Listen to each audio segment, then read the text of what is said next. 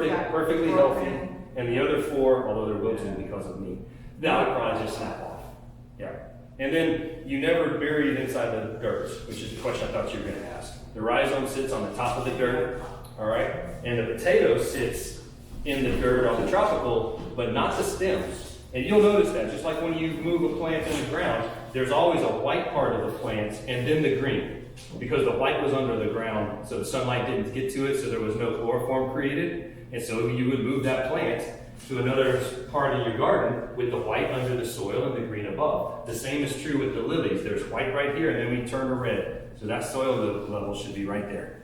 If I put it down here, I'm going to suffocate the plant because I just suffocated all this part of the stem that's used to water, and now it doesn't get water. Does that make sense?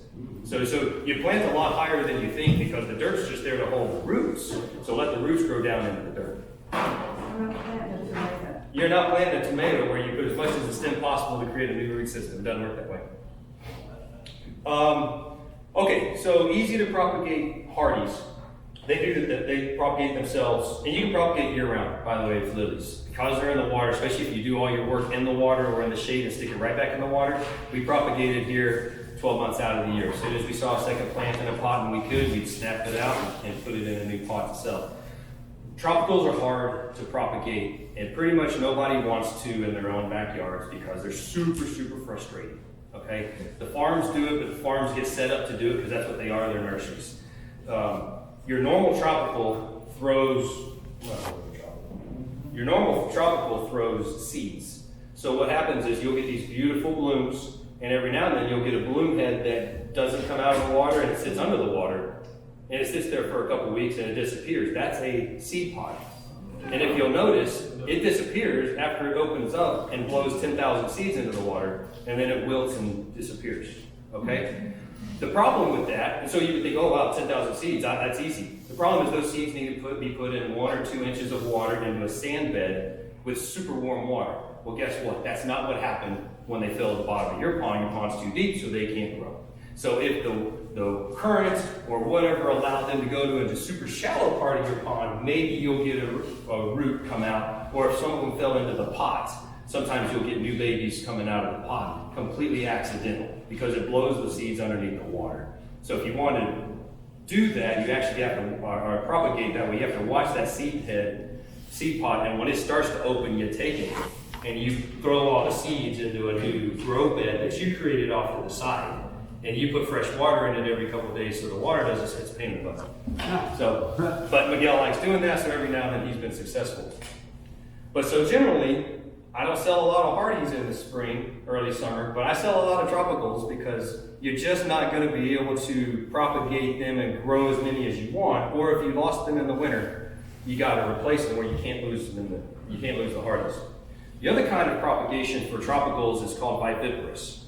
I tore this pad off, it's the wrong time of the year, and I can pass it around, but there's a baby growing on that pad, all right? Tina is the most famous and the oldest viviparous known. It's thought that the Tina water lily is actually the blue lotus from Egypt in all the writings.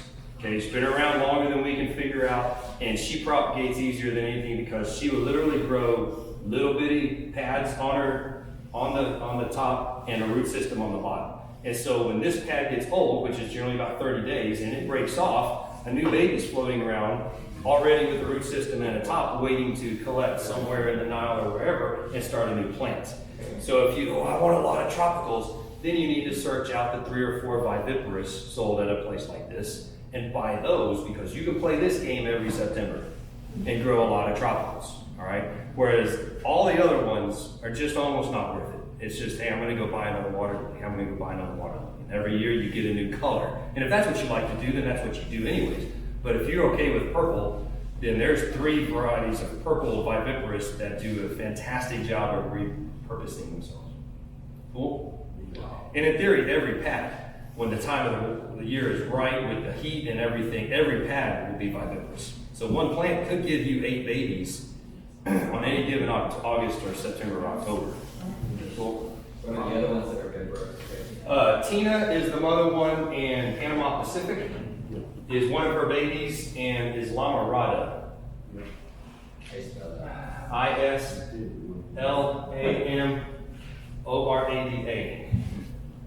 And Tina was bred with something else to create as Lamorada, and it's a real light purple, and it's got little white specks. Looks like the pads, the fronds of the plant actually have water sitting on them. So it's purple with little white flecks everywhere, so it's pretty cool. But there's other viviparous, but those are like easy. And every year we just, let's break them off. But we don't even have to try. There's some pinks, and I can't think of which ones are which right now. But you can Google it, and it's super easy. I've been retired too long, I don't remember. Shut the brain down. Anyway, so that's kind of a neat thing to do. If you want a lot of plants, you go viviparous in the tropicals. All right, and then of course some hardies reproduce and grow better than others. And rule of thumb is if that's what you're looking for, you go with the old non-hybridized. So you get the Clydeicans, you get the Texas Dawn, you get some of these plants that have been around. The Colorado, oh my gosh, longer than we've been playing with water gardens.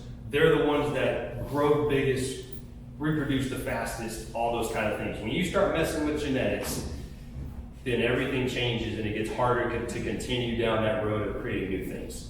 So all brand new purple water lily, the purple fantasy came out. It was the first purple hardy, 4 years ago? Oh, that's great. Guess what? You can't propagate that dang thing. It's actually, they took hardies and kept propagating, got as dark of a red as possible, and then they somehow figured out how to breed it with a Tina. Okay, but now we don't have a hardy anymore. Now we have a hardy tropical. And so it's super cool, and it's almost a purple flower, but it's one plant. There's no playing the game and making more plants and all that kind of stuff because it just kind of can't. So, night bloomers. If you play with night bloomers, I'll tell you the Juno, which is white, super easy to reproduce. Every other night bloomer is super hard to reproduce. I don't know why. I just Are night bloomers hardies or tropicals? They're always tropicals. They're only tropicals, and they only come in pink and white. They haven't figured out how to breed a different color. But they're also, generally, if you live in South Texas, night bloomers all the time because you're never outside in the heat of the day anyways, but we're on the cusp of tropicals being a little dangerous, and night bloomers are way more tropical than the other tropicals. So the likelihood of anything of a night bloomer ever making a winter is almost impossible. So it's really not that. I don't feel so bad now, Jim. Okay. What's that purple one that has the purple leaves, that has the big red flower that's a night bloomer? Yes. Is it like the purple flame or something?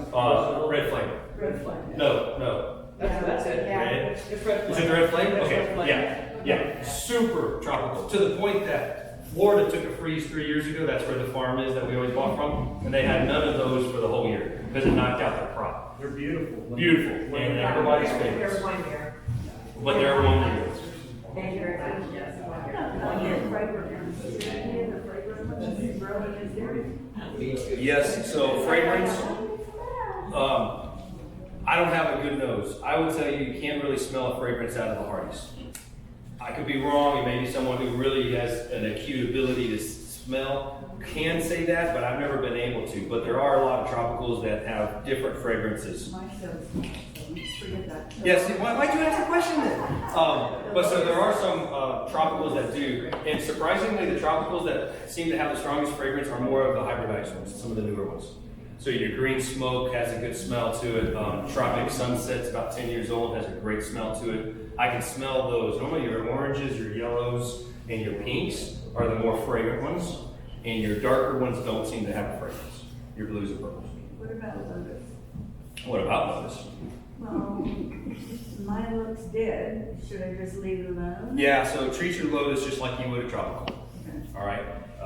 And lotus are the most fickle water plant I've ever met. If you go in right now and you do something to them, it may like it and you may kill it. And you have no idea until June or July when it just never came back. And so when in the spring, you don't mess with lotuses until you see greenery. And if you want to, let's say you have a 3-year-old lotus and there's a bunch of greenery coming up and you say, man, I've got a lot of plants in here and I need to separate them out. Then you do it once the greenery comes up and you reach in there and you're looking for tubulars, they literally feel like potatoes. And you find that tubular, and that tubular's got a green shoot coming in, and you can go snap and snap. But the greenery doesn't always come off of the tubular, and the tubular doesn't always, it's just one of those things. If you really want to play, you should talk to Miguel, because Miguel does it all the time. But you can, when they go dormant in the winter, if you do it right away, October, you can do almost anything you want because they're going into dormancy. But once they're in their growth pattern, they don't like you messing with them. So what the farms do is they, end of the season, let's say it's August or so, September, they purposely send them into an early dormancy, and they break up all the dirt, and they break up all the tubulars, and they dry them out, and then they put them in a fridge, and then they start selling the tubulars out to everybody. Yeah, and so when we get them in, we get a dry potato in a bag, and then we put them in and we start to grow them, and most of the time they grow, we've had pretty good luck. But it's no liability with the farm. Here's your tubular, if it makes it great, and if that $40 tubular didn't make it, I'm sorry. It's just kind of a fickle thing. Whereas with plants, if I get bad plants come in, not DOA, but like really bad, they'll credit me some, or hey, just let us know if they don't die, or if they die, then we'll replace them with whatever lotus. It's like, I'm sorry, dude. Real quick question about the lotus. You're saying you got to treat them like a tropical, in other words, bring them in during the winter. You can bring them into the winter, or don't touch them. Just let them be where they're at. Years ago, I had a type of lotus, I don't remember where I got it, but it took over my whole pond. Sure. And the water feature. Sure. I was amazed. I couldn't kill it. Yeah, they will. Once they, especially if they root in what's called earthen in. If they earthen in the bottom of your pond, because it's not a plant anymore, because when we get one tubular, which we generally got in May, then in October, November, when they go fully dormant, there's 4 or 5 tubulars in that one bucket. It will, then the next year, every one of those 5 created 4 or 5 more. And so in no time, you have so many lotus plants that if they got out of the pot, you can't catch up. It's kind of like cattails. Well, I can pull these up and these up, but you have no idea that those runners are going 15 feet, popping another bowl over there. Out of my waterfall. Yeah. Grow into it. Yeah. Unbelievable. If they like the environment, they're awesome. But then you can't get rid of them almost short of shooting them chemically. Yeah. I mean, you know. Yeah. But lotus are super cool, but I guess I'm not a huge fan because they give you 1 or 2 blooms the whole year, and they're temperamental. So they're a very unique plant. They're a very unique plant, but they don't give you what lilies do. So I've kind of. Lotus normally like about a foot of water up the stem. But some of the big ones, like the Carolina Queen, which is a baby pink, and it gets this huge flower, great big pads, we've had them in as deep as 3 or 4 feet of water. But they need to start shallower, and then you can work them deeper if you want to. And the first few pads of a lotus will always come up super frail every year, and the pad will sit on the surface like a water lily. And then they'll do that for about a month, and then the next stems will start being really stiff. And those are the ones that rise up and start doing their thing. So as they rise above the water, if you want to then lower it to where they're still just a little bit above the water, a little bit above the water, you can get them in deep water. But if they're in deep water coming out of the winter, they may never come up because they can't get warm enough fast